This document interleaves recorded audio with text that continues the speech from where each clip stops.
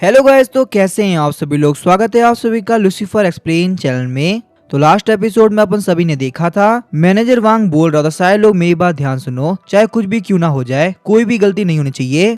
यहाँ पे हमारे रियल एस्टेट कंपनी के अंदर ना एक बहुत ही वीआईपी क्लाइंट आ रहा है, जो भी गलती करेगा उसको नौकरी से बाहर निकाल दिया जाएगा।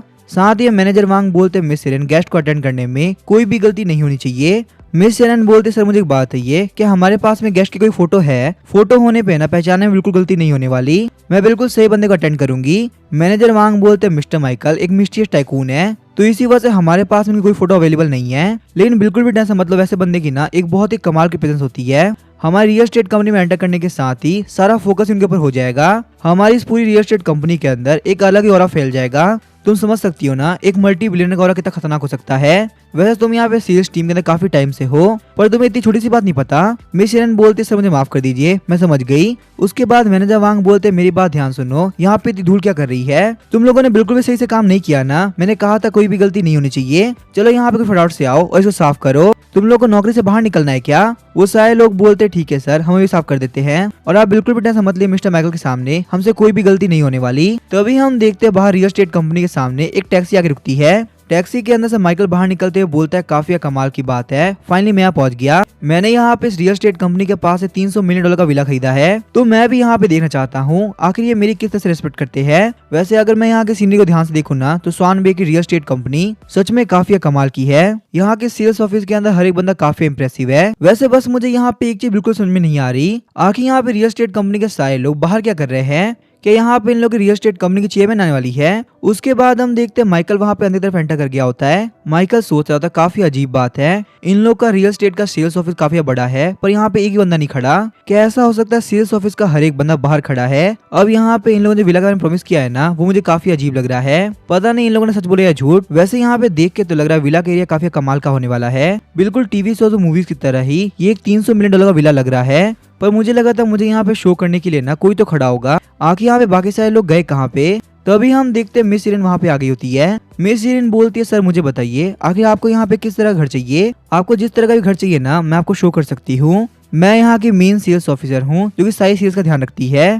तभी हम देखते हैं मैनेजर वांग बोलते हैं मिस शेरन तुम यहाँ पे 1 मिनट के लिए आओ। शौक होते हुए मिस शेरन बोलते ठीक है सर मैं अभी आई। मैनेजर वांग बोलते मैंने कहा था ना तुम्हें यहाँ पे किसी भी क्लाइंट को अटेंड नहीं करना, सिर्फ यहाँ पे एंट्रेंस के ऊपर ध्यान रखो, कोई भी गलती नहीं होनी चाहिए, हमारा वीआईपी क्लाइंट बहुत जल्दी आता होगा। मिस शेरन बोलती है चाहे जो भी बात है, पर वो है तो एक कस्टमर ही, हमारे रियल एस्टेट कंपनी के रूल के हिसाब से हमें यहाँ पे हर एक बंदे को सही से मैनेज करना है, चाहे वो यहाँ प्रॉपर्टी खरीदे या नहीं। और वैसे भी वीआईपी क्लाइंट अभी तक नहीं आए, जब वो आएंगे ना तब मैं उनको अटेंड कर लूंगी, पर अभी के लिए मैं यहाँ पे इस कस्टमर को अटेंड कर लेती हूँ ना। मैनेजर वांग बोलते मेरे हिसाब से वो क्लाइंट बहुत ही जल्दी आता होगा, यहाँ पे जो भी क्लाइंट है जैसा भी क्लाइंट है मुझे फर्क नहीं पड़ता, उसको जल्दी से क्लियर करो। हमारे लिए सबसे ज्यादा जरूरी है वीआईपी क्लाइंट, उसके यहाँ पे रहते हुए ना हम किसी भी क्लाइंट को अटेंड नहीं करेंगे, सारे लोग भली भाड़ में जाए कोई फर्क नहीं पड़ता। मिस शेरन बोलती है सर आप बिल्कुल गलत कर रहे हैं, वैसे भी हम लोगों ने यहाँ पे कोई नोटिस भी नहीं रखा, इसी वजह से सारे कस्टमर तो आएंगे। अब हम लोग यहाँ पे कस्टमर को बिना किसी बात के बाहर निकालेंगे तो ये काफी गलत नहीं होगा, इससे हमारे रियल एस्टेट कंपनी की इज्जत काफी घटेगी। मैनेजर वांग बोलते हैं मिस शेरन तुम एक बहुत ही बेवकूफ लड़की हो, चलो ठीक है यहाँ पे इस कस्टमर को हैंडल ही करना है ना तो मैं हैंडल करता हूँ, तुम जाके वीआईपी क्लाइंट के इंतजार करो। वैसे ही मुझे यहाँ पे देख के लगता नहीं इस क्लाइंट के अंदर कुछ भी खरीदने की हिम्मत है, इस बंदे की नेटवर्थ ना $200 भी नहीं होगी, फिर भी ये यहाँ पे स्वान बे की लग्जरी सेल्स ऑफिस में एंटर किया है। इसकी तो अच्छे से बेइज्जती मैं करूंगा ताकि आज के बाद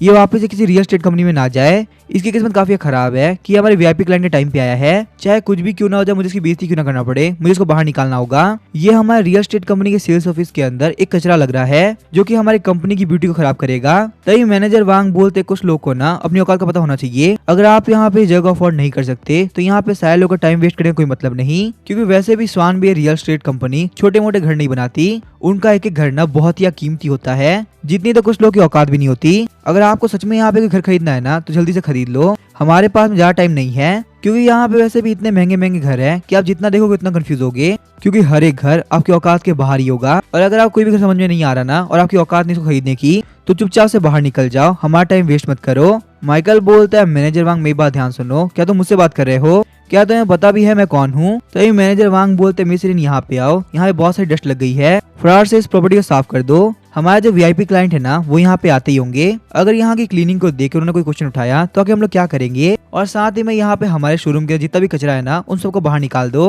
वैसे भी स्वान बे के लग्जरी शोरूम के अंदर कचरे लोग ठीक नहीं लगते। माइकल बोलता है मैंने यहाँ पे इसको टच किया ताकि मैं चेक कर सकूं, अगर मैं इसको ध्यान से चेक नहीं करूंगा तो मुझे कैसे पता चलेगा कि आखिर यहाँ पे ये घर मेरे लायक है भी या नहीं। और क्या तुम्हें यहाँ पे नहीं लगता अपने कस्टमर से तुम काफी एरोगेंटली बिहेव कर रहे हो? किस में यहाँ पे स्वान बे रियल एस्टेट कंपनी सारे लोगों से ऐसे बिहेव करती है। मैनेजर वांग बोलते मैं सही से बोलूं ना, तुम्हें देख के लगता नहीं है कि तुम्हारे पास में $200 भी होंगे, और तुम यहाँ पे जिस घर के मॉडल को छू रहे हो ना वो $300 मिलियन का है, जो कि तुम्हारी औकात के बाहर है। क्या तुम यहाँ पे इस घर को अफोर्ड भी कर सकते हो? मैंने तुम्हारे को बहुत सारे ताने मारे पर तुमने मेरी बात नहीं समझी। क्या तुम्हें यहाँ पे खुला होकर बोलना पड़ेगा कि यहाँ से बाहर निकल जाओ? हमारा एक बहुत ही स्पेशल गेस्ट आने वाला है, हमारा टाइम वेस्ट मत करो। अगर तुम यहाँ पे कुछ टाइम और रुके ना तो तुम्हारी बहुत ज्यादा बेइज्जती होगी, और फिर उस बेइज्जती का इल्जाम तुम मेरे पर मत डालना, क्योंकि मैं काफी मजबूर हो चुका हूँ। एक गरीब जाहिल गवार बंदा जो कि किसी भी शोरूम के अंदर घुस जाता है और अपनी औकात का पता नहीं होता। माइकल बोलता है मुझे यहाँ पे देख के क्लियरली पता चल गया तुम लोग बहुत ही बेकार लोग हो, तुम्हारे सेल्स मैनेजमेंट की शिकायत मैं पक्का से करूंगा। तुम यहाँ पे सारे लोगों को उनकी अपीयरेंस पे जज करते हो। क्या तुम्हें पता भी है कि मैं हूँ कौन? वैसे यहाँ पे तुम्हारे घर के मॉडल को देख के लग नहीं रहा कि तुम्हारे घर की प्राइस इतनी ज्यादा है, तो आखिर तुम लोग यहाँ पे किस बात फुदक रहे हो? $300 मिलियन आखिर कौन सी बड़ी बात है? मैनेजर वांग बोलते तुम यहाँ पे इसी वजह से इतनी फालतू बात कर रहे हो ना,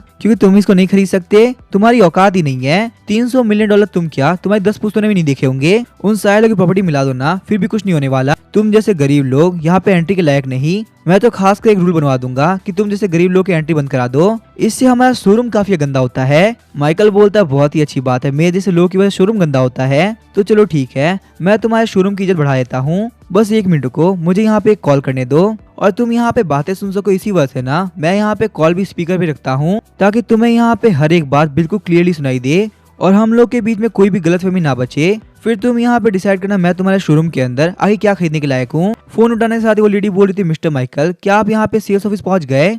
अगर आपको वहाँ पे कुछ भी समझ में नहीं आ रहा ना तो आप मैनेजर वांग से पूछ सकते हैं, मैंने उनको पहले ही बोल दिया था, वो आपको सब कुछ समझा देंगे। और अगर आपको कोई भी दिक्कत है ना तो आप मुझे बोलिए, मैं भी यहाँ पे 1 मिनट पहुंच जाऊंगी। शौक होते हुए मैनेजर वांग सोच रहे होते हैं मुझे ये वॉइस काफी फेमिलियर लग रही है, कहीं ये वॉइस हमारी कंपनी की एमडी की तो नहीं है ना? माइकल बोलता आप यहाँ पे बोल रहे मैं मैनेजर वांग से पूछ लूं, पर सही से बोले तो मैनेजर वांग को लगता है कि मैं किसी लायक ही नहीं, और मैं यहाँ पे आपकी कंपनी के अंदर कोई भी घर नहीं खरीद सकता। वो तो मुझे यहाँ पे सेल्स ऑफिस के शोरूम से बाहर निकाल रहे हैं, क्योंकि मैंने यहाँ पे कदम रखे ना आपके शोरूम को गंदा कर दिया है। मुझे लगता है आपकी कंपनी के ट्रांजैक्शन को ना मुझे कैंसिल करना होगा, शायद से मैं इस लायक नहीं कि मैं इस लग्जरी शोरूम के अंदर कुछ भी चीज खरीद सकूं। तो मुझे यहाँ पे यही सेम पैसे ना किसी और कंपनी को देने चाहिए जिसको शायद से अपने कस्टमर की ना थोड़ी बहुत इज्जत हो। आप लोग अपने कस्टमर की बिल्कुल वैल्यू नहीं करते, मैं जा रहा हूँ यहाँ से। एमडी बोलती है मिस्टर माइकल क्या हुआ, आप नाराज क्यों हो रहे हैं? प्लीज आप वहाँ पे थोड़ी देर बैठी तो सही, मैं 2 मिनट में आती हूँ। वहाँ पे आने के बाद जो भी प्रॉब्लम मैं सोल्व कर दूंगी। साथ ही में एमडी सोच रही होती है क्या यहाँ पे मैनेजर वांग का दिमाग खराब हो चुका है? मैंने उनको बोला भी था वीआईपी क्लाइंट का खास कर ध्यान रखना और कोई भी गलती मत करना।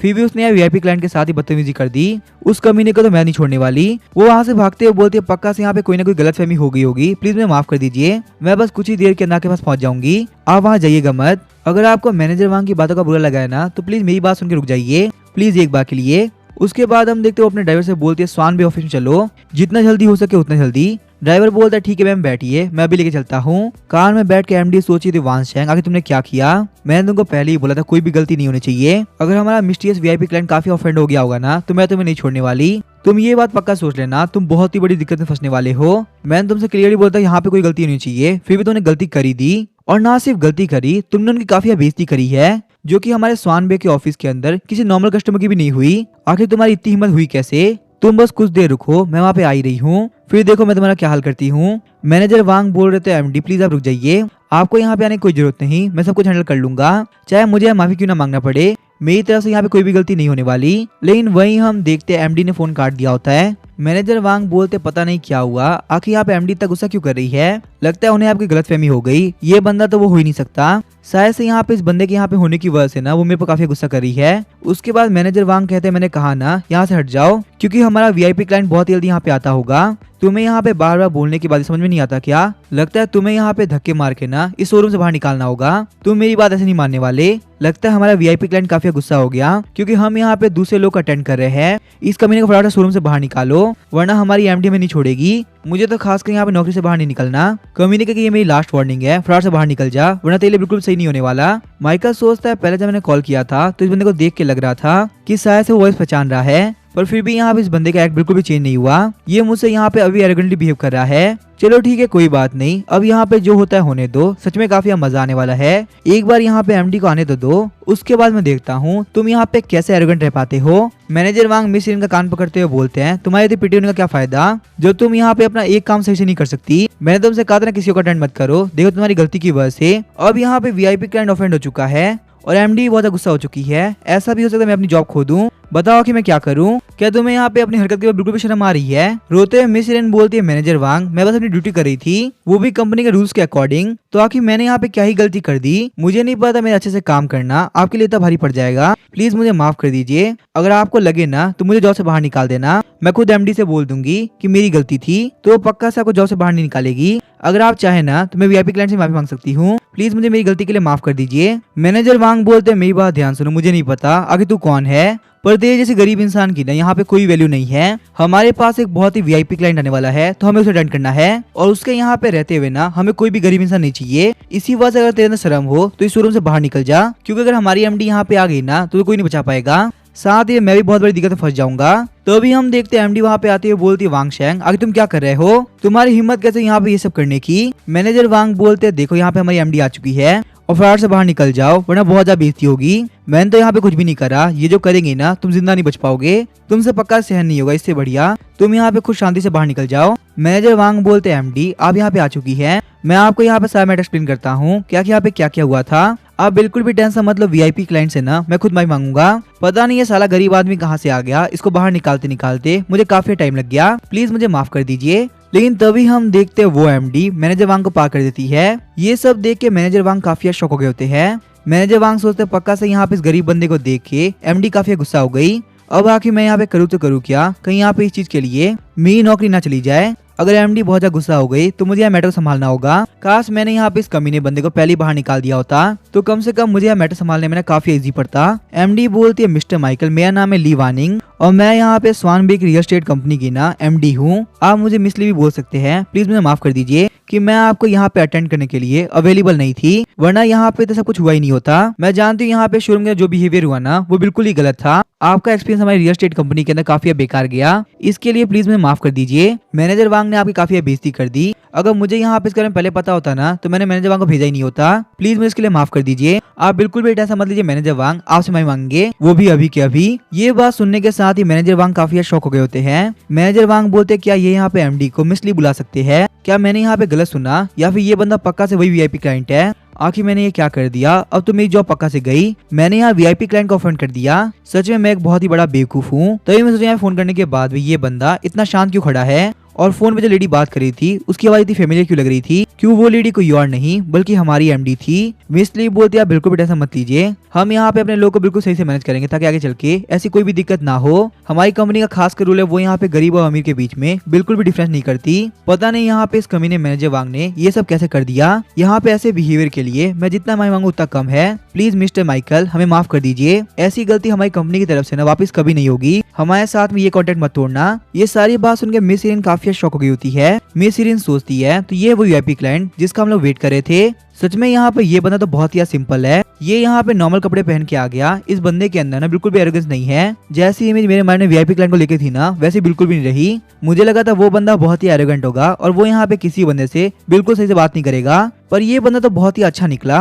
मैनेजर वांग के ऐसा कुछ बोलने के बावजूद भी ये बिल्कुल शांत खड़ा था। मिस ली बोलती है, मिस्टर माइकल हम यहाँ पे सारे लोगों को ना इक्वली ट्रीट करते हैं, प्लीज हम लोग को माफ कर दीजिए। प्लीज हम लोग को एक और चांस दे दीजिए। फ्यूचर में हम लोग ऐसी गलती वापस से नहीं करेंगे। पर वहीं हम देखते हैं माइकल कुछ भी नहीं बोल रहा होता। मैनेजर वांग बोलते हैं, मिस ली क्या आप सच बोल रही हैं? क्या यही वो अमीर बंदा है जिसका हम लोग को यहाँ वेट करना था? वो वीआईपी क्लाइंट जिसने यहाँ पे $300 मिलियन का घर खरीदा है। साथ ही मैनेजर वांग सोच रहे होते हैं आखिर ये बंदा किस एंगल से अमीर लग रहा है। इसके कपड़े भी काफी सस्ते हैं जिनके ऊपर बिल्कुल भी कोई ब्रांड नहीं है। बिना किसी ग्रैंड प्रेजेंस के और बिना किसी पावरफुल ऑरा के ये बंदा यहाँ पे एंटर कर गया। मुझसे एक बहुत बड़ी गलती हो गई। मुझे यहाँ पे हर एक बंदे को इक्वली ट्रीट करना चाहिए था, तो शायद से मुझसे यहाँ पे गलती नहीं होती। मिस ली बोलते हैं, मैनेजर वांग मैंने कहा था ना किसी भी क्लाइंट को बिल्कुल भी इग्नोर मत करना, चाहे उसका स्टेटस कुछ भी हो, फिर भी तुमने यहाँ पे गलती करी और मिस्टर माइकल को इतना उल्टा पुल्टा बोल दिया। आखिर तुम खुद को समझते क्या हो? तुम्हारी क्या औकात है? अगर मिस्टर हमारे कॉन्ट्रैक्ट फिल कर देते हैं तो क्या तुम ये घर खरीदोगे? सिर्फ यहाँ पे तुम जैसे बंदे की वजह से ना हमारी कंपनी को काफी लॉस हो रहा है। और तुम ही बताओ मैं यहाँ पे तुम्हारे साथ में क्या करूँ?